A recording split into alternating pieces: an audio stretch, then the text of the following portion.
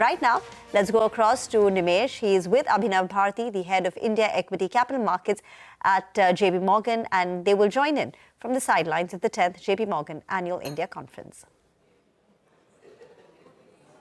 Thanks, Rima. Interesting times, right? We are hearing so many IPOs and blocks and fundraising. And I have with me the man who is actually instrumental in so many of those such deals. So Abhinav is the head of ECM at JP Morgan. Abhinav, thanks for joining in.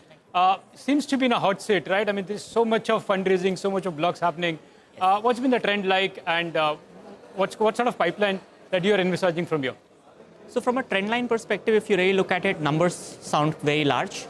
This year till date, we have done about $42 to $43 billion in total capital raise, roughly about $10, $11 billion in IPOs, and the balance in follow-ons and blocks.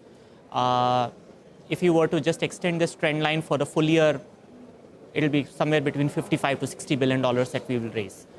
Compare that, I think this is the second largest capital market volumes that we have seen in India, just behind 2024. So yes, the numbers look large, but really if you look at it from the other perspective, which is the India's market capitalization has also grown quite substantially in the last 5-10 years. And if you really look at it from a percentage of market cap basis, then these numbers are very much in line.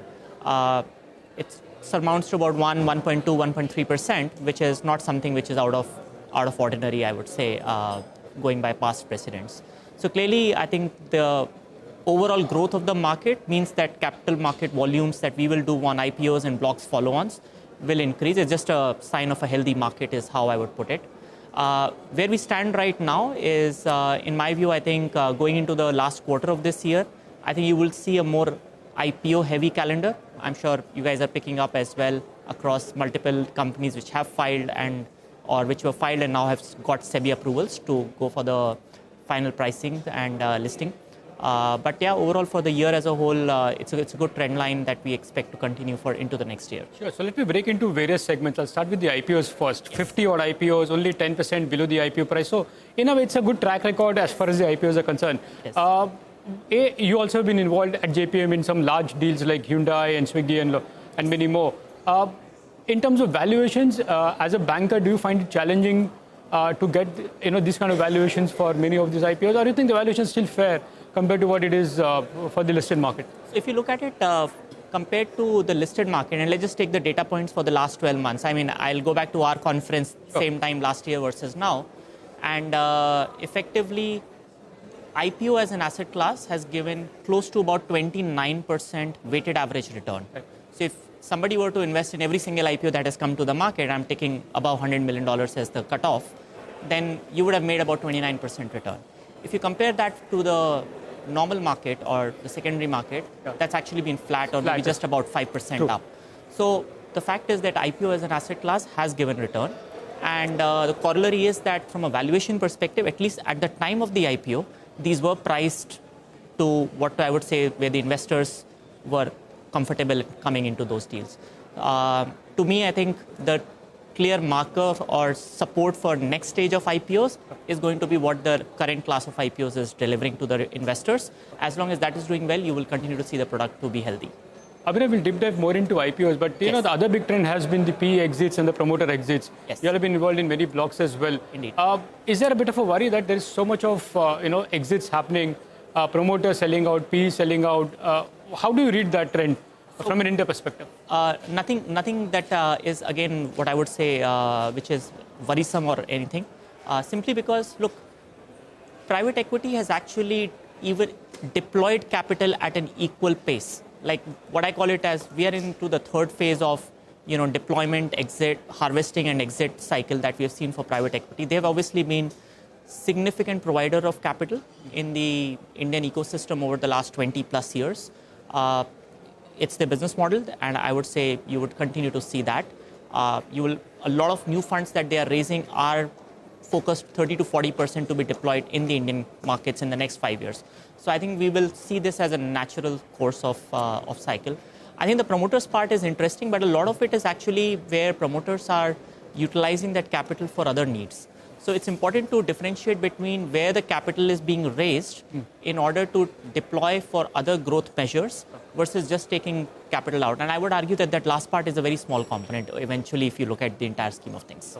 The other big trend that we've noticed, at least in the last couple of years, is the MNCs looking to sell or pare down the stakes in the Indian subsidiary. I was listening to the Whirlpool global CEO saying it's a valuation arbitrage that they're playing out, especially in India.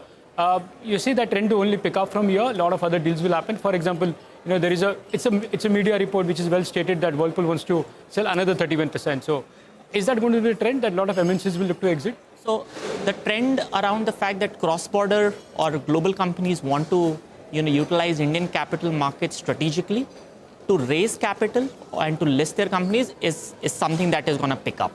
And I think from Indian capital markets perspective, especially where we as individuals are now deploying capital into equity markets, I think that provides access to some very fantastic high quality businesses that were otherwise not available earlier. Now the question of course is that what are the MNCs thinking and how are they going about, why is suddenly such a craze?